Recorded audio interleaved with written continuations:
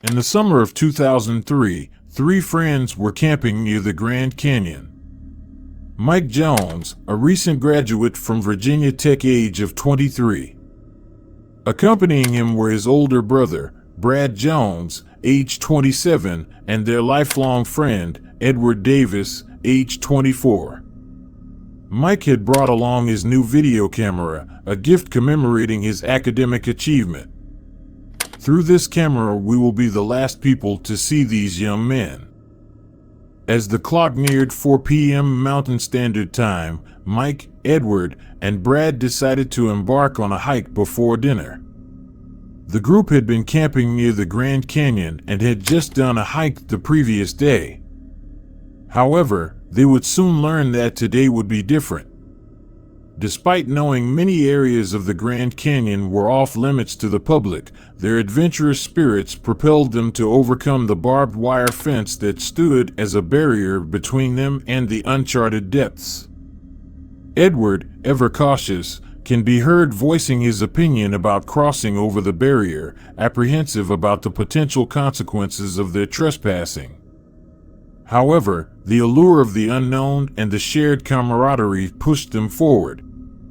Step by step, they descended into the grandeur of the canyon, the young men in high spirits joking and laughing with each other. With each passing moment, the sun's rays gradually waned, casting elongated shadows that danced along the canyon walls. The fading light imparted an eerie ambience to their journey, the young men still enjoying their time. As they ventured deeper, their eyes were captivated by an unexpected sight, a series of what looked to be weathered hieroglyphs adorning the canyon floor. These ancient markings, with their intricate patterns and inscrutable messages, ignited a surge of intrigue within the group. Mike and Edward were amazed at what they were seeing. However, Brad can be heard saying, "That is just from erosion. You guys just see what you want to see." After a few minutes' rest, Edward, aware of the approaching darkness and the uncertainty that lay ahead, voiced his concerns, suggesting they return before nightfall. Mike, reluctantly torn between curiosity and prudence, eventually agreed with Edward. With a sense of urgency, the friends turned to retrace their steps, hoping to find their way back before the setting sun disappeared entirely. However, an inexplicable twist of fate awaited them. The once familiar trail seemed to fade, replaced by an unfamiliar path that meandered through the labyrinthine expanse of the canyon. Uncertainty shrouded their surroundings as they navigated through the narrowing corridors, each turn leading them further away from the known trails. Mike's voice rang out, laced with frustration and concern, as he engaged in a fervent debate with Brad. He was convinced they were straying from their intended path, urging them to reconsider their course. Brad, resolute in his determination, stood firm, believing that pressing forward was the only way to return to their campsite. The hours stretched on, and weariness settled in, each step taking a toll on their bodies. They continued walking until they reached a sprawling, flat expanse within the canyon's embrace.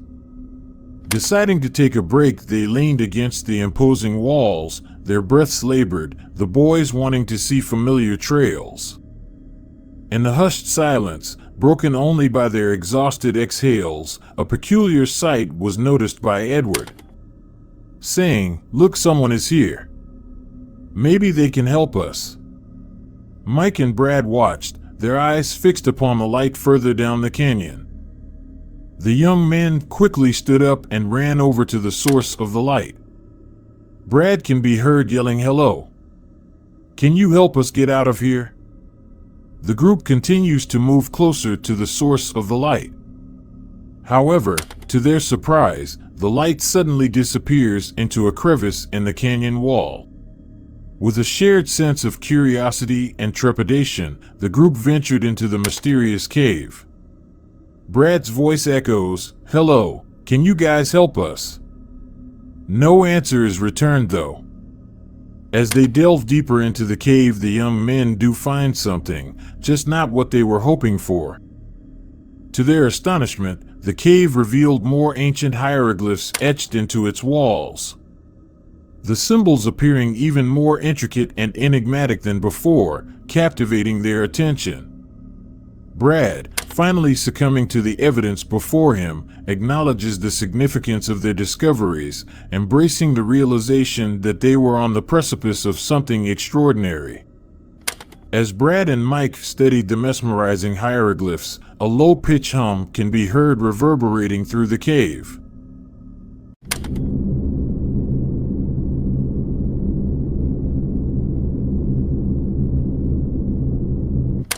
At this time, Edward can be seen moving out of frame.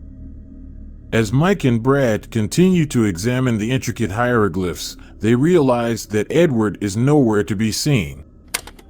As they move deeper into the cave, the low-pitched hum heard earlier grows louder. Coming out of the tight cave, they see Edward in a vast cavern standing in front of a monumental temple. Mike, hitting Brad with excitement, says, "No way. We're gonna be rich." The group stands in awe for a moment, their eyes transfixed on the monumental sight before them. The temple, large in nature, appears to be carved out of the same rock as the cavern they are in. Large towering statues adorn the temple, appearing to represent.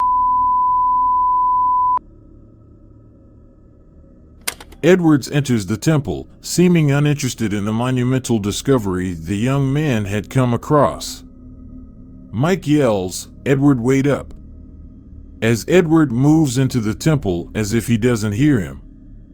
Mike and Brad run into the temple behind Edward, catching up to him as he stands still.